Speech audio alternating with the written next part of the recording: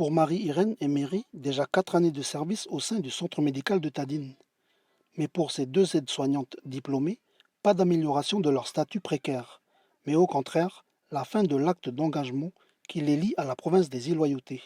On nous a dit euh, lundi lundi de la semaine dernière qu'on allait être prolongé jusqu'au 30 juin. Et vendredi même, le 31, on nous a appelé dans l'après-midi pour dire qu'on avait une réunion.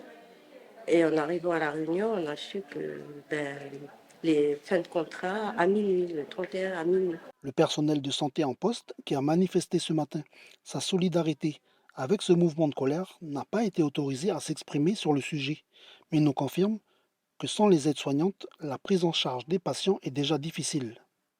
Accompagnement des repas, toilettes au lit, mais aussi lien avec la population et le personnel médical qui n'est pas locuteur de la langue négonais. Tous ces aspects des soins seront impactés négativement. Cela concerne aussi les ASH qui assurent l'hygiène des établissements de santé.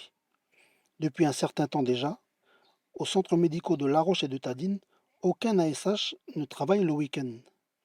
Pour tous, la fin du prolongement de l'acte d'engagement a été une surprise. Un sentiment de déception surtout et aussi de colère parce que la plupart d'entre nous, on est mère de famille alors qu'on n'a pas eu de... normalement, c'est quoi, 2 semaines avant pour le temps qu'on se prépare et tout ça. Pour les papiers surtout, pour monter un dossier de chômage et tout ça.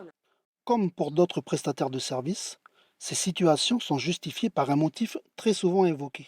Par rapport au budget des provinces, il y a encore, mais les y prolongent et puis c'est toujours par rapport au budget de la province.